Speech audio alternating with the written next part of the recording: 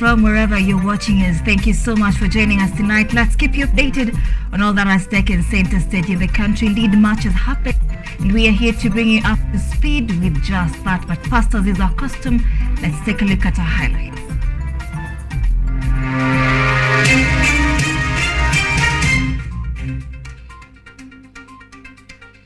Demonstrations witnessed in Isiolo after 3 people were killed by bandits as efforts to restore calm continue.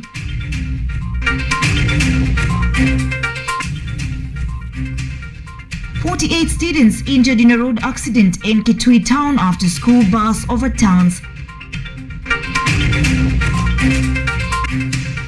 10 people hospitalized with machete injuries after UDA Azimio groups clash in Kisii County. And plans to build a peaceful Somalia as President Ruto says it will provide a conducive atmosphere for trade between the two nations.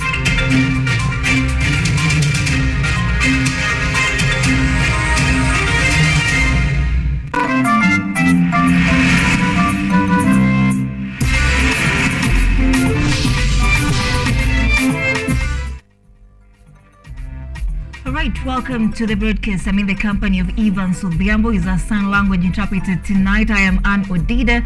Remember, this is Weekend Live. We're streaming this broadcast live on our social media platforms at KUTV_Kenya. Let's get started.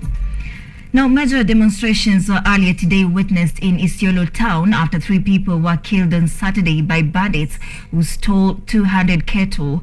Police spokesperson Rezila Onyango says police are addressing the residents' concerns as efforts to restore calm are underway. The 3 people killed at Mlango in Birat ward include the National Police Reservist and 2 civilians. The armed gang ambushed the 2 herders and shot them dead before turning the terror on the police reservist who tried to fight them. Police say the attackers stole the deceased's firearm and an unknown number of livestock from the area.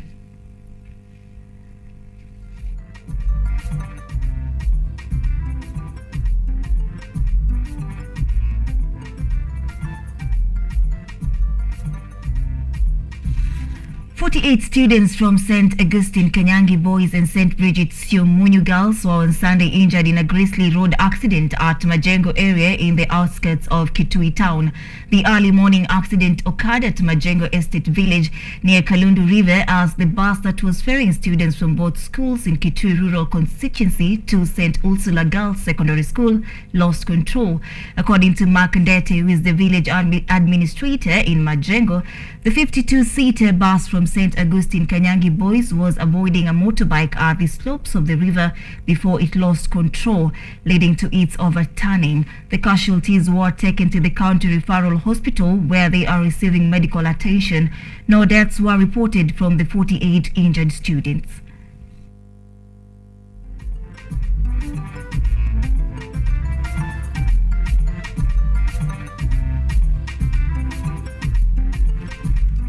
At least 10 people were injured in Kisii Town's Central Business District on Saturday evening as Pro-Azimio la Umoja One Kenya Coalition and Pro-United Democratic Alliance UDA youths clashed. The victims who sustained machete injuries were hospitalized at the Kisii Teaching and Referral Hospital, as Jacqueline Wanjiru reports.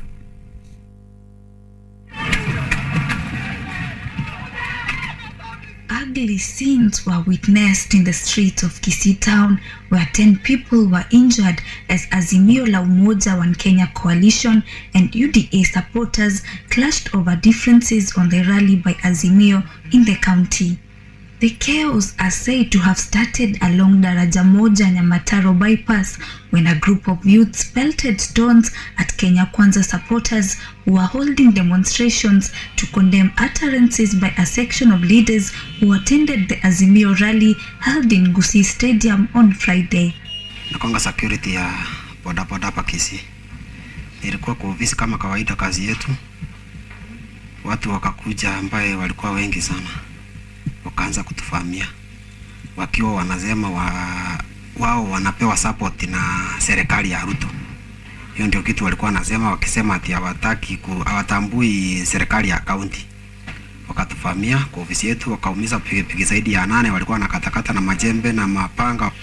Wakati umekuwa tu hapo kwa ofisi tumekaa kidogo, ndio vijana wakatoka na chini kwa hiyo gate wakipiga kelele wakiwa na mafimbo na panga, wakaanza kututwanga tu.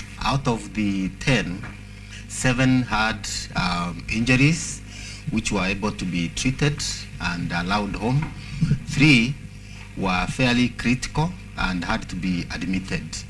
For the 3, 2 of them have deep cut wounds to the scalp with a mild to moderate brain injury. Kisii Governor Simba Arati, while speaking at the Kisii Teaching and Referral Hospital, where the youths are still receiving treatment, claimed that security personnel were reluctant in quelling the tension between the rival parties. Arati shifted blame to Interior Cabinet Secretary Kithure Kindiki for failing to contain the clashes, which he says are aimed at interfering with county operations. My brother Kindiki, can you control your officers? Because I'm told they are under instruction to frustrate the running of the county government business. The Azimio party has condemned the incident, claiming that UDA operatives working with state officers and well-known criminals carried out the violence, adding that the victims in the attack were youth who attended the Azimio rally in Kisii on Friday. The party has called for action to be taken against all those involved in the incident. Jacqueline Wanjiru, KUTV. President William Ruto today met with the President of the Federal Republic of Somalia, Hassan Mahmoud. The two met on the sidelines of the AU summit in Addis Ababa, Ethiopia, where they discussed the financial crisis they are facing and issues on climate change. President Ruto said Kenya will continue to support a stable and peaceful Somalia for the benefit of its people and the East Africa region. President William Ruto today had an opportunity to meet with the Somalia President Hassan Mahmoud during the African Union Summit in Addis Ababa, Ethiopia. President Ruto complained that the multilateral financial has not been just, fair and accountable. He asked to have an even conversation with the financial systems, saying that the current financial setup favors the global north against the south. Multilateral financial banks and the entire international financial system has not been just and has not been fair and has not been accountable. And all we are asking is we want to have an even conversation. We do not want a financial system that favors us. We want a fair one. President Ruto said that the most of the African states such as Zambia, Ghana and all the sovereign countries that have gone to the international financial markets are paying 10%, while their companions in the global north are paying between 0.05 and 0.1%, indicating that they are accessing the development finance 100 times than they do from the financial institutions. Today, development finance you can access for Kenya, for example, and most of African states, Zambia, Ghana, in fact, all sovereign states that have gone to the international financial market, they are paying anywhere around 10%. Our compatriots in the global north are paying anywhere between 0.05%, 0.1%. Clearly, we are accessing development finances 100 times more expensively than they do. Almost 6 million people are suffering from severe drought, with people in the country hoping that the government will come up with better solutions to curb the crisis. Muhsin Mohammed, KUTV. All right, a dispute between Narok Governor Patrick Ole Ntutu and Narok West Member of Parliament Gabriel Ole Tongonyo has emerged over the new Masai Mara management plan proposed by the governor. The plan has, however, been opposed by Narok West Member of Parliament Gabriel Ole Tongonyo, who claims the governor seeks to benefit himself and not the Narok residents, as Ruth Wanjiru reports. Narok County Governor Patrick Ole Ntutu proposed a new management plan that seeks to provide a suitable framework and sustainability of Masai Mara as a natural resource. According to the county head, The plan is expected to raise the reserve standards for tourists as well as increase revenue for Narok County. While addressing a public participation forum about the said plan, the governor confirmed that they have managed to do 6 such forums in all Narok constituencies, and the only thing remaining is the passing of the plan by National Assembly next week for it to start working. He also mentioned that 95% of the residents agreed with the plan, while the other 5% proposed for some amendments which he claimed have already been done. Wote wameamua kwa kauli moja ya kwamba wamenipa nafasi na assembly yetu ya kwamba tupitishe hizi management plan ili iweze kutusaidia kwa siku zijazo.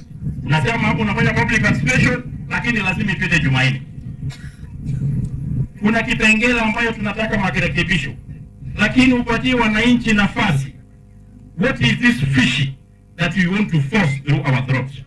The plan has however been opposed by Narok West Member of Parliament Gabriel Oletongonyo, who claims that the adoption of the document has been rushed and the locals have not been given enough time to scrutinize it. Oletongonyo added that public participation is necessary for the residents to understand the plan. The wananchi must be involved on matters that concern the management of their resources. Masai Mara is a prime resource. And we must be, must be called at the table to discuss matters. Mkutano kama hizi zimefanyika katika kaunti yetu.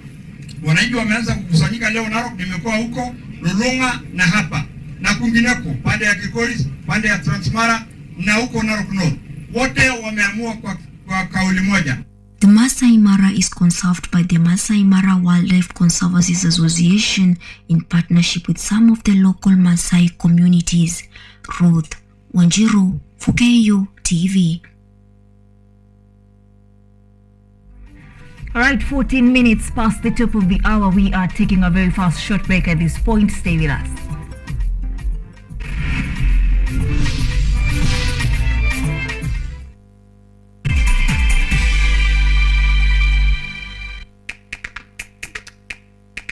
Badala ya kutafuta kazi, tunaweza kuanzisha miradi yetu ambayo ingetusaidia kubadilisha maisha ya wazazi wetu. Kwa vijana wenzangu, wengi wale wana kazi, lakini ikiwa sisi wenyewe tutajiamini, tunaweza kujiajiri wenyewe. Afrika kwa kweli tuna mahitaji ambayo ukiyasuluhisha unaweza kuathiri watu kwenye bara hili bila uoga. Watu huwa na uzalishaji zaidi, wanajawa na ujasiri, wanakuwa wabunifu na wanakuwa wenye maarifa. Niliamua kuacha kazi, hata kama sitafanikiwa, nitakuwa nimejaribu, nitakuwa najua haiwezekani. Hakuna kitu cha ajabu hapa. Kila anayepata ufanisi hufanya kazi usiku na mchana. Kitu kitakusukuma na kuwezesha kupata maarifa ambayo hukuwa nayo. Tunajaribu kutengeneza kitu kitakachopita mipaka nchi hii. Ikiwa unataka kubadilisha ulimwengu, anza na nyumbani.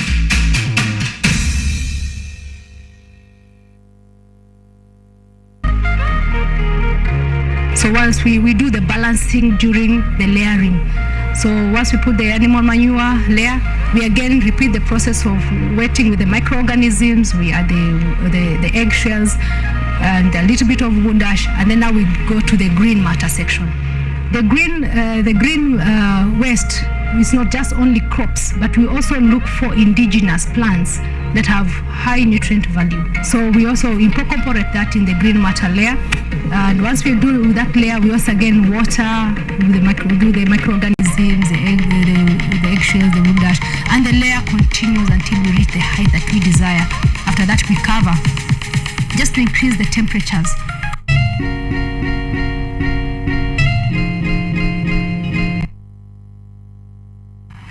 Iwaka is an electric mobility company, the first in Africa that is offering multi-modal micromobility fleets. So Iwaka has invested in a way of collecting data through our technology in the vehicles. So this can be able to help our two different categories of customers, which is corporates and also individuals. Our Shujaa is the flagship electric bicycle. This is the Iwaka Beba. So all our vehicles will give you plus a charger. So you'll have a charger that you can be able to plug. Becomes the technology that users are able to scan this QR code here.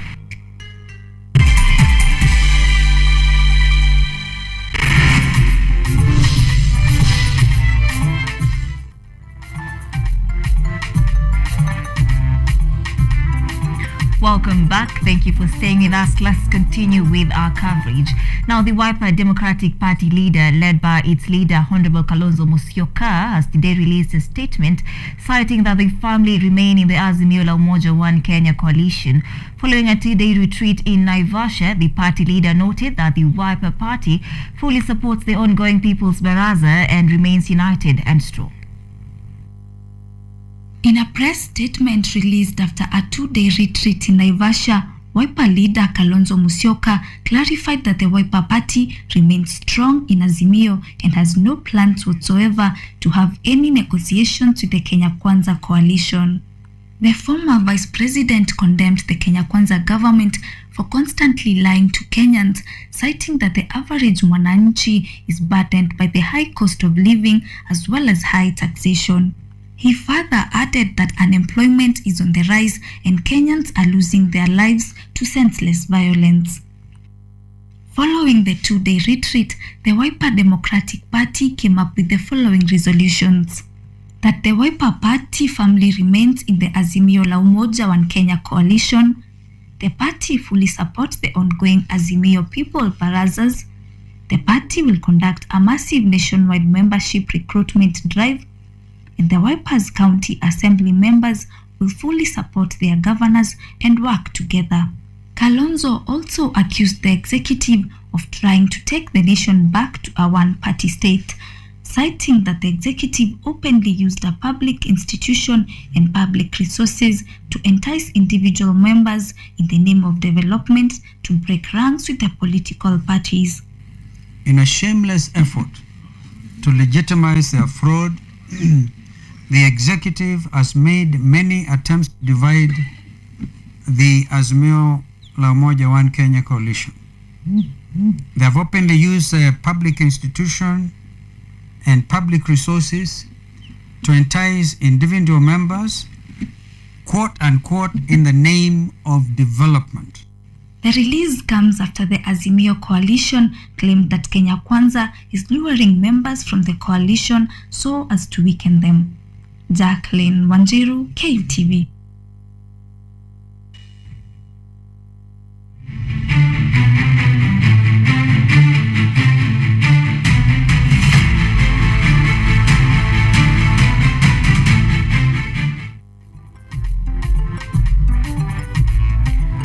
In the farms, Migori County government has expressed its willingness to license individuals and groups that are ready to take up fish caging in the county. The county chief officer for fisheries and blue economy, George Ochola, says that Governor Ochilo Ayako's administration is supporting fish caging through the beach management units and also help fish farmers find the much needed market to dispose of their catch.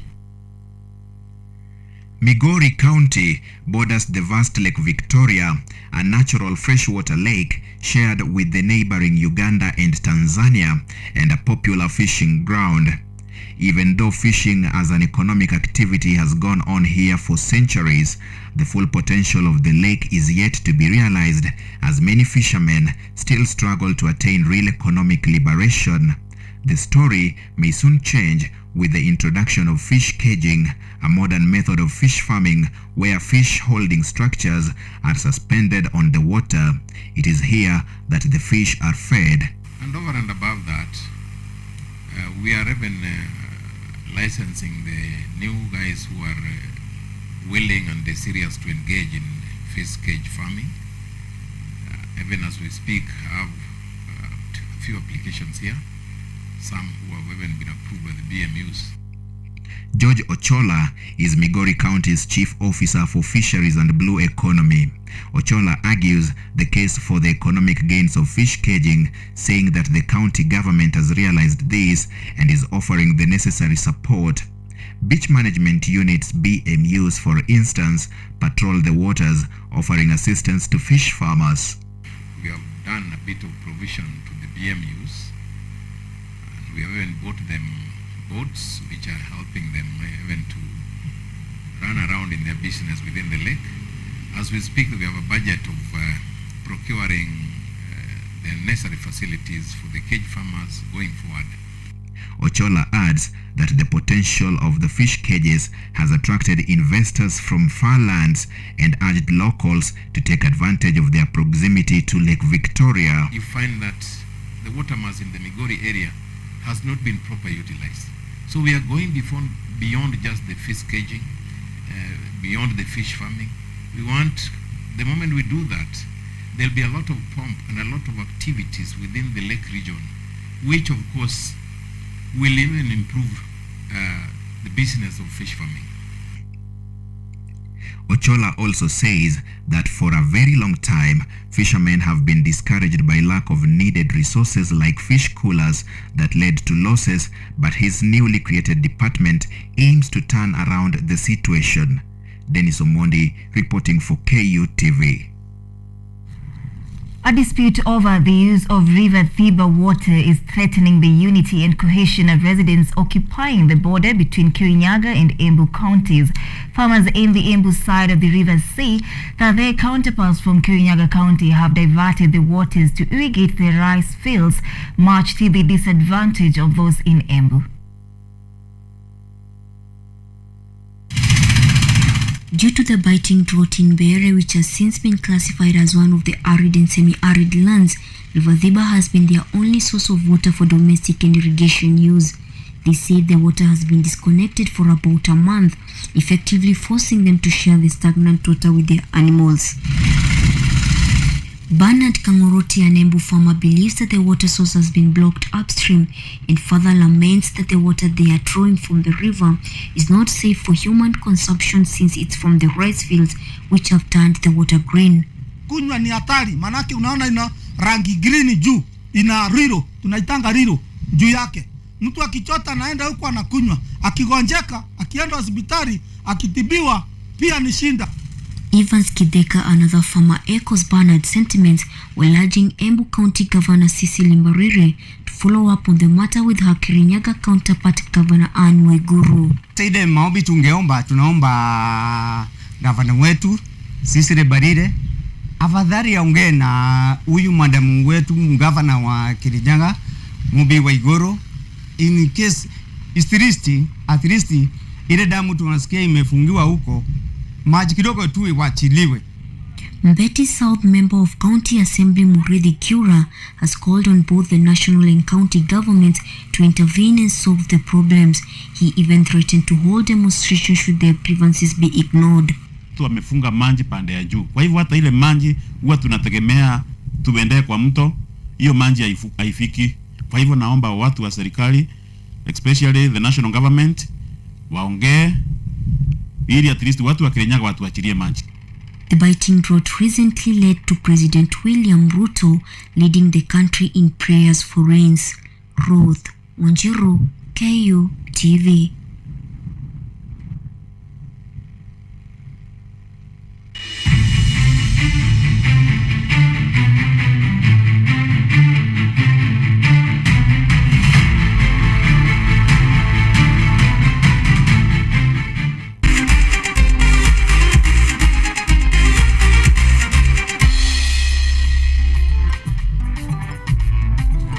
Right, let's now take a look at what's happening in the world of sports. Kenyans have dominated the Barcelona half marathon today, winning both the men and women's categories. Charles Langat clinched the men's category by clocking 58 minutes 53 seconds, edging Ethiopian Birhanu Lejes by 6 seconds as Solomon Yegur completed the podium places in 59 minutes 29 seconds in the women's category. Irene Jepchumbe took the crown in 1 hour 4 minutes 37 seconds, with former world half marathon record holder Joyce Lynn Jepkosgei finishing second in 1 hour 4 minutes 46 seconds as Catherine Relin completed a Kenyan sweep in 1 hour 5 minutes 39 seconds. I beg your pardon.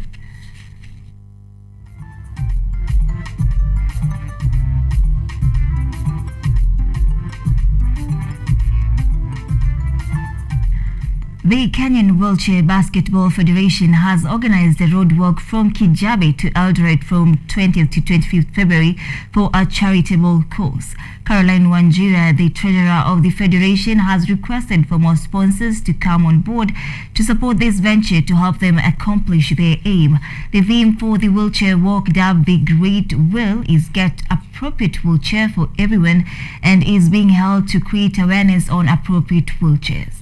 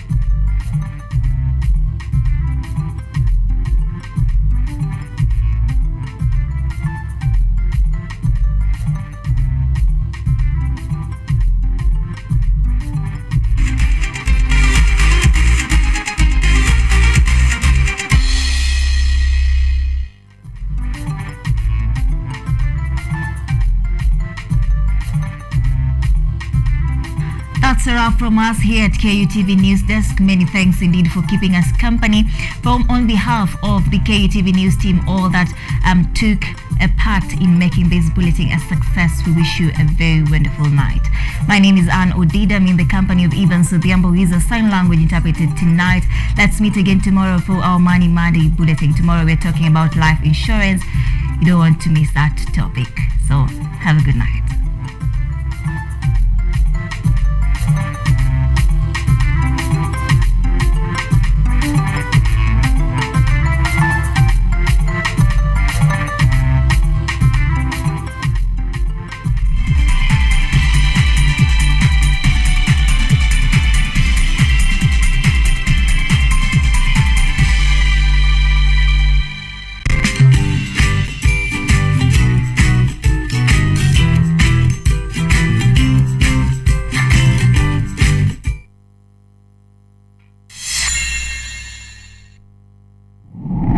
You need to look for high quality friends. I'm from Kingston, Jamaica, you know Portmore. That's my village. Kanga kichini hapo ukinyedhia ukikatia mademo akipita. Sina pesa saa hii, nimekuja kukopesa job.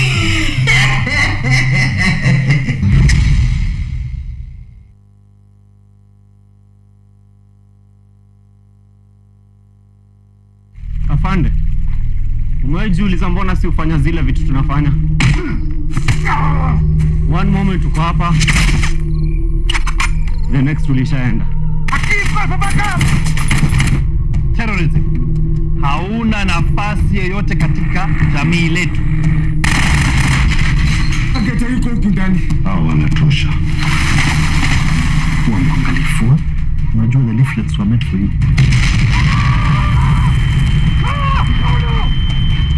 Ni nini mbaya? Hakuna kitu mbaya cha leave me alone. Ndatelora. I'm certain that you're all aware of the recent attacks and abductions orchestrated by the terrorist group Al-Shabaab. أنا كمان بخاي لما شنا كم عبسونا Our mission is to rescue the hostages. These are our targets: Jibril and Mohammed. Their leader is still unknown.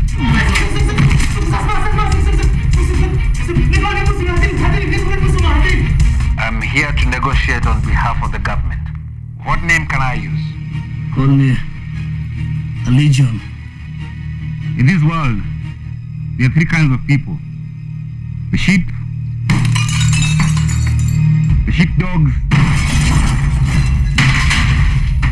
and the wolves.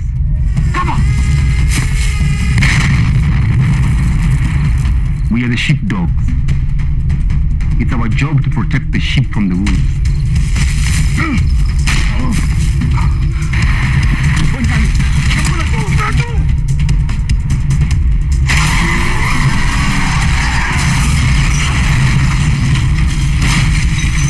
Wamefika, wako halkan.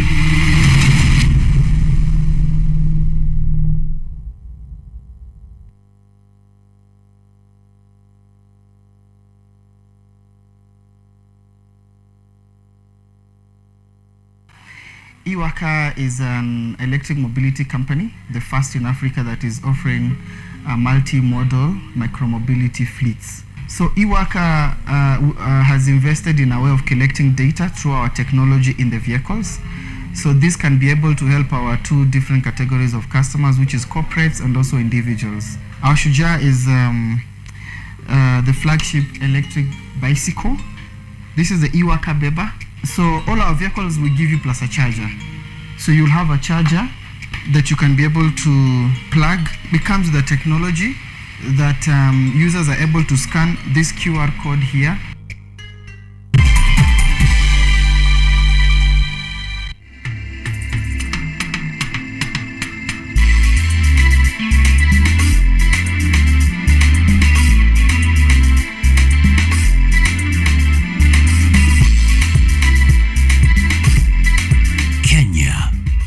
Vision 2030. Vision 2030 is our national development blueprint aiming to provide a high quality of life to our people by the year 2030. Vision 2030 will enable us to transform Kenya into an industrialized, globally competitive, middle-income country so that our people and our country can reach our full potential. That was visioned in 2003, and implementation started in 2007. And it meant we had a period of nearly 25 years of achieving the aspirations of Kenyans. It was officially launched in June 2008 through an all-inclusive process involving Kenyans from all walks of life, from all parts of the country. The idea of Vision 2030 was born out of the successful economic recovery strategy of 2003, tailored to reverse the many years of Kenya's poor economic growth. If you look at the development in Kenya that was realized under the ERS between 2003 and 2007, reaching 7%, we got convinced that actually Kenya can do better than it has been doing in the past. And it was very important to create marks along the way to identify a basis of measurement of whether you are achieving objective. So it's for that reason then we said, why don't we break this 25-year plan into 5-year implementation plan? That makes it appropriate and easier for us to be able to measure, to address immediate needs, to address medium-term needs, while our eyes are still on a long-term view. Between 2013 and 2017, the government has in earnest kicked off development projects in accordance with the second medium-term plan that are gradually transforming the country. There are a lot of large projects that we have embarked on. I would say we're just about where we should be in terms of the priorities and the planned projects. Vision 2030 has 3 pillars: economic, political and social. The pillars are anchored on a firm foundation of macros and enablers. The second medium-term plan was anchored on the following foundations: infrastructure, energy, ICT, land reforms, national values and ethics,